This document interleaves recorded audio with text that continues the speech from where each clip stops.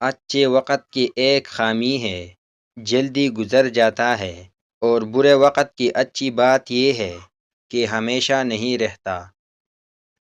انسان غیروں سے ملی عزت اور اپنوں سے ملی ذلت کبھی نہیں بھولتا۔ ہم اس دنیا میں دکھوں سے دکھی نہیں ہیں، بلکہ ایک دوسرے کے سکون سے دکھی ہے۔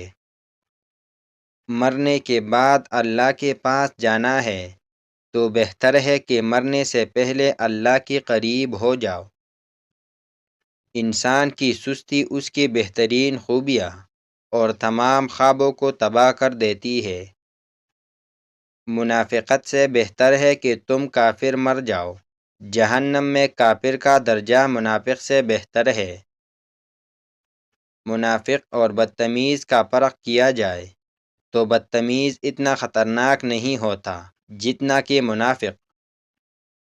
جب اپنوں میں مکار، غدار اور منافق پیدا ہو جائے تو میدان میں کھڑا شیر بھی کتوں سے ہار جاتا ہے۔ سچے لوگوں کو غصہ جلدی آتا ہے، منافق لوگ منہ پر مسکراہٹ اور دل میں غم و غصہ رکھتے ہیں۔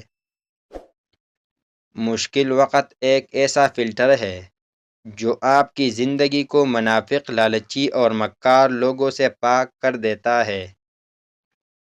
غلامی بہت بڑی لعنت ہے۔ غلامی زبان سے وہ کچھ کہلوا دیتی ہے جو انسان نہیں کہنا چاہتا۔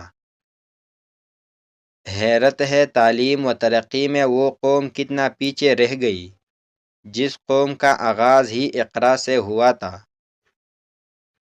تم کامیابی یا ناکامی پر نظر مت رکھو، بلکہ اپنے مقصد کو پہچانو اور اس کے لیے کوشش کرو۔ جب لوگ تمہیں تکلیف میں اکیلا چھوڑ دے تو سمجھ جانا کہ اللہ تمہارے کام کا ذمہ خود لینا چاہتا ہے۔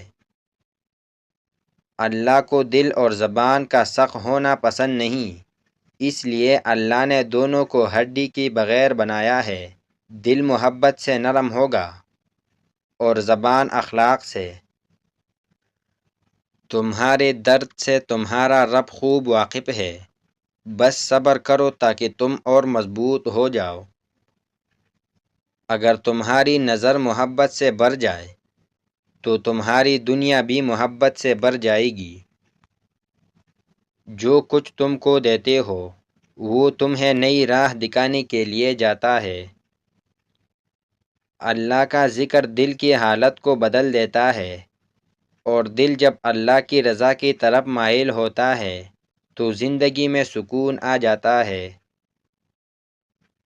اللہ کی محبت انسان کے دل کو اتنی طاقت دیتی ہے کہ وہ دنیا کی ہر آزمائش سے گزر جاتا ہے۔ جو شخص اللہ سے تعلق قائم کرتا ہے اس کا دل دنیا کی فریب سے آزاد ہو جاتا ہے۔ جب تمہارا دل صاف ہوتا ہے تو دنیا تمہارے لیے صاف نظر آنے لگتی ہے۔ اگر اپنے سر پر عزت کا تاج چاہتے ہو تو اپنے غرور کو پاؤں کے نیچے رکھا کرو۔